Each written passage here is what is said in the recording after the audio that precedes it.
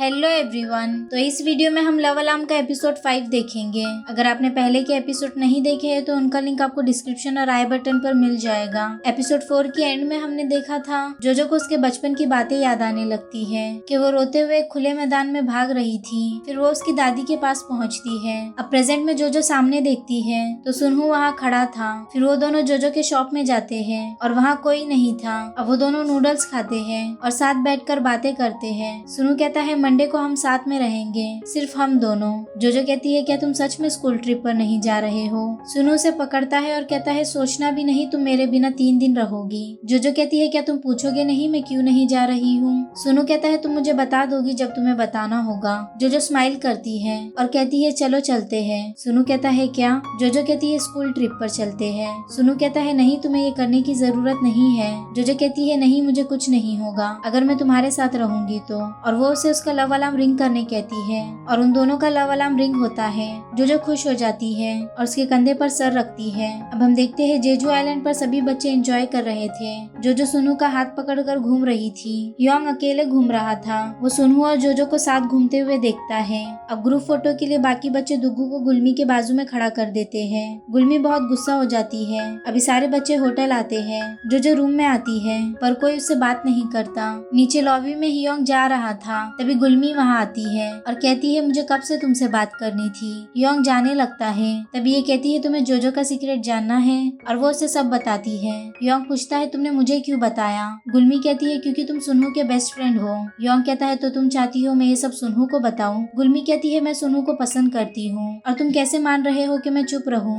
ये सब जानने के बाद कि जोजो असल में कैसी है। योंग कहता है खुद का बचाव करने में कुछ गलत नहीं है। गुलमी कहती है वाकई उसने अपने मॉम डैड को छोड़ दिया। योंग कहता है वो लोगों को उस बच्ची को ऐसे सिचुएशन में नहीं डालना चाहिए था। जोजो ने कुछ गलत नहीं किया। सीन शिफ्ट होता है। हम देखते हैं गुलमी और उसके दोस्त स्टेज पर डांस कर रहे थे और पीछे बैठकर हियोंग बस जोजो को ही देख रहा था। दुगू उन लोगों का वीडियो निकाल रहा था। तभी सुनहू हियोंग को कहता है चलो बाहर चलते हैं और वो दोनों बाहर आ जाते हैं। तभी जोजो भी बाहर आती है और वो दोनों को साथ खड़ा हुआ देखती है। सुनहू कहता है ये हियोंग है। जोजो कहती है हाँ तुम्हारा फ्रेंड। हियोंग कहता है इंट्रोड्यूस करने की जरूरत नहीं है, मैं जा रहा हूँ। वहीं डुगू डांस वीडियो देख रहा था। तभी पीछे से गुलमी आकर उसका फोन लेती है और नीचे पटक देती है और कहती है तुम बहुत बेशरम हो। डुगू कहता है मैं किसी को नहीं देने वाला था। गुलमी कहती है पर तुमने लिया ही क्यों? डुगू कहता है आई एम सॉरी, मुझे तुम्हें अपसेट नहीं करना था। गुलमी कहती है क्या तुम हमेशा के लिए मेरी नजरों के सामने से चले जाओगे? डुगू कहता है क्या तुम मुझसे इतनी नफरत करती हो?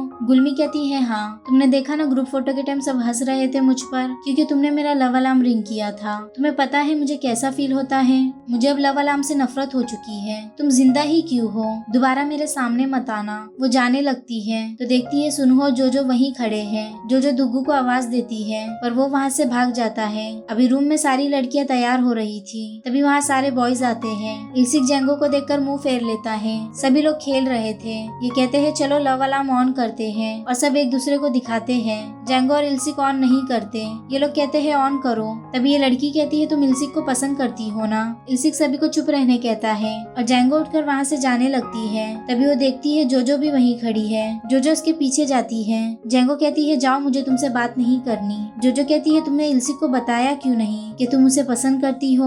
जेंगो कहती है तुम मुझे उसे डेट करने देती पर फिर तुमने तो उससे ब्रेकअप करके दूसरे लड़के से प्यार कर लिया। जोजो कहती है तुम ये कह भी कैसे सकती हो? जेंगो कहती है इसलिए तुम उस लड़के को एलिवे में किस कर रही थी जिसे तुम जानती भी नहीं थी। मुझे मेरी आंखों पर भरोसा ही नहीं हुआ। जोजो कहती है तो तुम थी वो जिसने फोटो लिया था? जेंगो कहती है हाँ। जोजो कहती है तुम मेरे साथ ऐसा कैसे कर सकती हो? जेंगो कहती है क्योंकि मैं इल्सिक को पसंद करती हूँ और वो वहाँ से चली जाती है। रूम में सभी लोग खेल रहे थे और इल्सिक सो गया था इसलिए जोजो बाजू वाले रूम में जाकर बैठ जाती है। थोड़ी देर बाद उसे नींद आ जाती है। अचानक बाजू वाले कमरे में आग लग जाती है। सभी लोग चिल्लाने लगते हैं और बाहर भागते हैं। जोजो को ये देखकर उसका बचपन याद आ जाता है। वो भागकर जाकर विंडो खोलने लगती है जैसे वो बचपन में खोल रही थी। इल्सिक उसे कहता है चलो यहाँ से। क्या हो गया? जोजो कहती है हम मर जाएंगे और वो विंडो पर मारने लगती है और विंडो खोल देती है। तभी उसे अच्छा फील होता है। पीछे से सर उसे आवाज देते हैं और वो पीछे पलटती है तो सब वहीं खड़े थे। वो भागती हुई नीचे लॉबी में आती है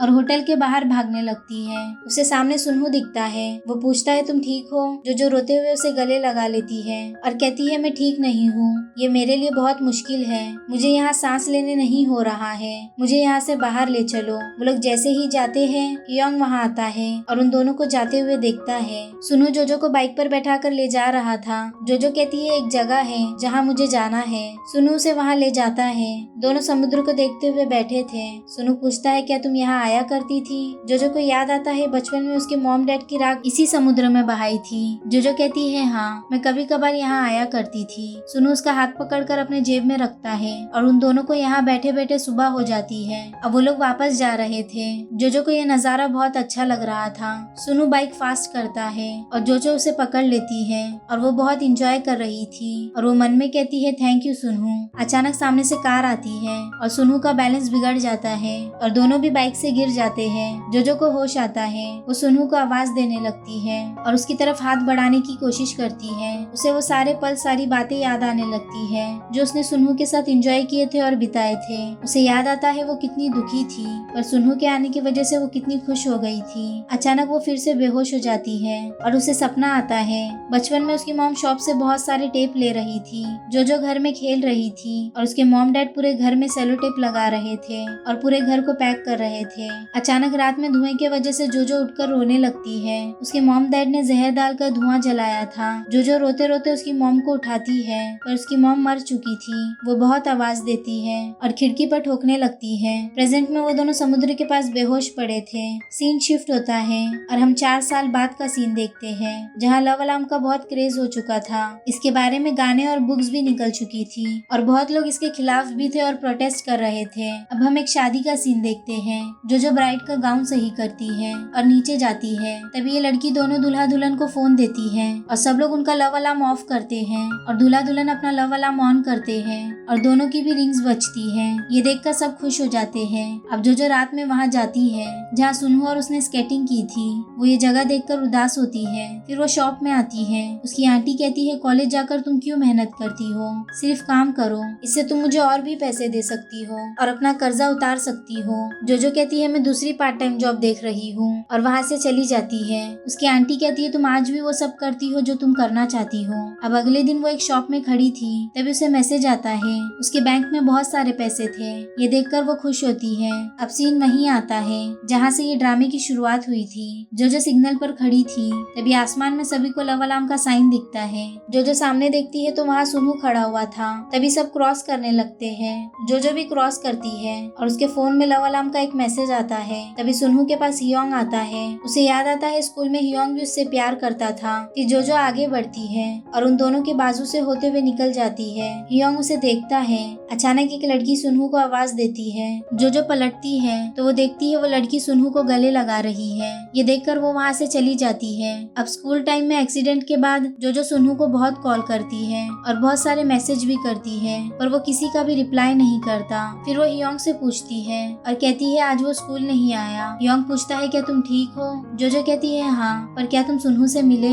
जब से उसके पेरेंट्स हॉस्पिटल में मिलने आए थे उसके बाद से सुनहु और मेरी बात नहीं हुई। हियोंग कहता है वो अभी डिस्चार्ज हुआ है इसलिए चीजें थोड़ी मुश्किल है। जो कहती है क्या तुम मुझे उसका एड्रेस दे सकते हो? हियोंग कहता है तुम्हारा फोन दो। अब रात में जो सुनहु के घर के बाहर खड़ के उसे बहुत कॉल करती है पर वो रिप्लाई नहीं करता। उसके अगले दिन भी वो उसे मैसेज करती है पर वो अभी भी रिप्लाई नहीं करता। फिर वो सीढ़ियों से नीचे आ रही थी तभी उसे सामने दुग्गू दिखता है। वो दोनों सीढ़ियों पर बैठे थे। जो कहती है रोज मुझे ऐसा लगता है कि मैं खुद से ही लड़ रही हूँ। दुग्गू कहता है क्या सुनहु का लव अलार्म रिंग करके तुम्हें पछतावा हो रहा है? जो कहती है मैं डरी हुई हूँ, मैं चाहती हूँ सुनहु बस मेरी अच्छी साइड देखे। दुग्गू कहता है अगर हम किसी से प्यार करने लगे तो पीछे पलटना बहुत मुश्किल है।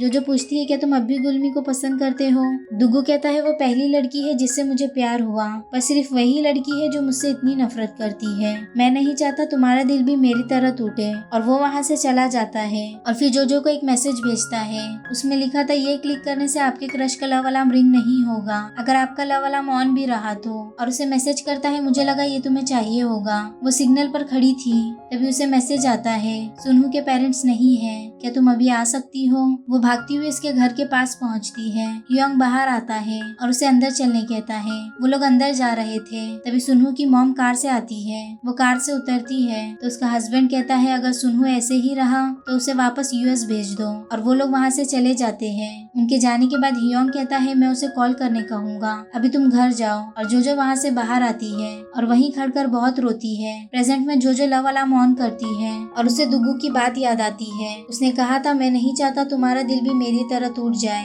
अब सारी जगह ऐड आ रहा था, लव अलार्म 2.0 आने वाला है। हियोंग बस में था, तभी बस स्टॉप पर रुकती है तो उसे जोजो की याद आती है। तभी जोजो वहाँ आकर बैठती है। उसे देखकर हियोंग शॉक हो जाता है, पर तब तक बस चली जाती है। वो भागते हुए वापस बस स्टॉप पर आता है, पर जोजो वहाँ नहीं होती। वो बैठकर हंसने लगता है। अब जोजो घर में बैठी थी और वो एक सैड पोज देख रही थी। दूसरी तरफ सुनहू भी वही देखता है। अब सुनहू एक होटल में आता है और हियोंग को कॉल करके कहता है तुमसे मिलना इतना मुश्किल क्यों है। हियोंग कहता है मैं बाहर वॉक कर रहा हूँ। वहीं दो लोग खड़ के फोटो ले रहे थे। तभी वह आदमी को वहाँ पर बहुत सारे फोन दिखते हैं। वो देखता है सब में लव अलार्म ऑन है और सब में 0 लिखा है। तभी वो औरत देखती है वहाँ बहुत सारी लाश पड़ी है। सभी लोग ये देखकर डर जाते हैं। हियोंग भी ये देखकर बहुत शॉक हो जाता है और पीछे से आवाज आती है आज लव अलार्म लॉन्च करके पूरे 1534 डेज हो गए हैं। इस दुनिया में हम हमारे अकेलेपन की फीलिंग्स को नहीं छुपा सकते। और यही एपिसोड 5 एंड होता है।